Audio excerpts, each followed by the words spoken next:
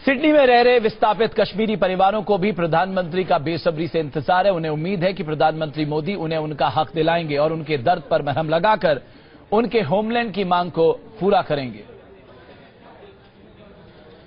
प्रधानमंत्री नरेंद्र मोदी ऑस्ट्रेलिया के दौरे पर हैं। 28 साल बाद किसी भारतीय प्रधानमंत्री ने ऑस्ट्रेलिया का दौरा करने का फैसला किया है। सिडनी में उनके स्वागत की जोरदार तैयारियां चल रही हैं। हर समुदाय के लोग, इंडियन कम्युनिटी के लगभग 200 कम्युनिटी हैं जिनके लोग उनके स्वागत की तैयारियों में जुटे हुए हैं। ऐसे में विस्थापित कश्मीरी पंडित भी मोदी जी के स्वागत में कोई कोर कसर नहीं छोड़ रहे हैं। अपने स्तर पर वो भी तैयारियों में जुटे हुए हैं। ऐसे ही कश्मीरी समुदाय के बीच में हम यहां पर मौजूद हैं, लेकिन उनकी बहुत सारे मोदी जी से सवाल हैं और अपेक्षाएं हैं। जाहिर सी बात है, मोदी जी इतना बड़ा चेहरा है और होप के साथ वो आए हैं। संजय जी यहां पर हमारे साथ हैं। संजय जी, मोदी जी से अगर हम कश्मीरी समुदाय के लोगों की बात करें तो किस तरह की होप आपकी जुड़ी हुई है? होप्स तो बहुत सारी हैं। अब आप देखिए कि पिछले 20 सालों से कुछ भी नहीं हुआ कश्मीरी पंडितों के लिए, जब से उनका एक्सोडस हुआ है। तो अब हमें सबसे बड़ी उम्मीद तो ये जगी है कि शायद पहली बार कश्मीरी पंडित कुछ अपेक्षा कर सकते हैं ऐसी गवर्नमेंट से, बीजेपी गवर्नमेंट हो, कि वो कश्मीरियों को अपना कुछ हक दिला सकें। कश्मीरी जो उन्होंने खोया है बहुत अभी तक, उसका कुछ उनको वापस मिल सके। तो कुछ लगता है कोई होप जगी है मन में, क्योंकि 20 साल एक लंबा वक्त होता है। मन में आता है जब इतने साल नहीं हुआ तो अब क्या होगा। हाँ, ये बात सच है, लेकिन हाँ, मोदी जी को देख के एक होप जगी है, बहुत ज्यादा जगी है।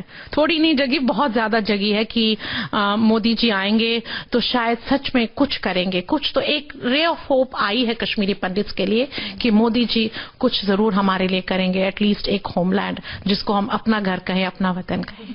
जी, यहाँ पर कुछ और लोग भी हमारे साथ हैं, उनसे बातचीत करती हूँ। आपका नाम जान सकती हूँ सर? आशुतोष जी, अगर यहाँ पर कश्मीर की बात कर रहे हैं हम, तो बच्चों से भी हमने बातचीत करी, बहुत ज्यादा वाकिफ नहीं है, तो लगता है कि काश अपने बच्चों को अपनी जमीन दिखा सकते हैं। एब्सोल्युटली, हमें बिल्कुल लगता है कि कभी कोई ऐसा अपॉर्चुनिटी मिले कि हम अपने बच्चों को लेके जाएं तो हमें बहुत ही खुशी होगी और हम लेके जाना चाहते हैं। ये जब थोड़ा बहुत टेररिज्म अगर एक्टिविटीज कम हो जाए तो हम अपने बच्चों को लेके जाएंगे। हम उनको सब मंदिर दिखाएंगे कश्मीर वैली कैसी है, धरती का स्वर्ग क्यों है कश्मीर वैली। आपसे पूछूंगी कि अगर वोट बैंक का मुद्दा नहीं रहा कश्मीरी पंडित, सिर्फ भावनाओं को जगाने का या इस्तेमाल करने का मुद्दा ज्यादा बनकर रहा पिछले 23 सालों में, तो ऐसे में अगर आपसे मैं पूछूं तो क्या लगता है कि मोदी जी इसमें क्या कुछ कर सकते हैं? उनसे क्या अपेक्षाएं आप रखते हैं? मैंने देखा हुआ है कि मतलब जो भी पॉलिटिकल पार्टी वहां पे आई तो इसको कैश ही करते गए। This was a cash cow for them. नहीं लगता कि कहीं मोदी जी तो ऐसा नहीं कर रहे? Keep the problem alive.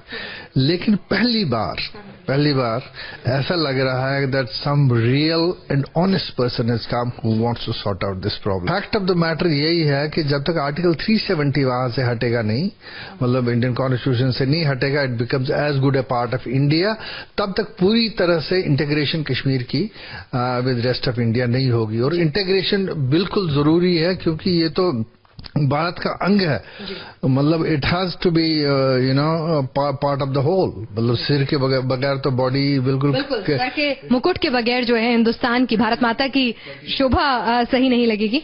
23 साल एक लंबा वक्त गुजर गया है और ये वक्त काफी होता है फैसले लेने के लिए, कड़े कदम उठाने के लिए और हक दिलाने के लिए। ये सोच है यहाँ पर विस्थापित कश्मीरी पंडितों की जो सिडनी में रह रहे हैं और उनका कहना है कि सबका साथ सबका विकास मोदी जी अगर कहते हैं तो उसमें विस्थापित कश्मीरी पंडितों को भी सबसे आगे रखें।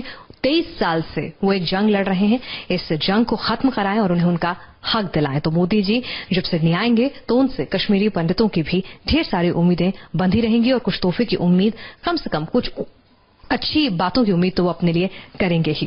कैमरामैन देव कुमार चौबे के साथ बिनास त्यागी, न्यूज नेशन, सिडनी, ऑस्ट्रेलिया।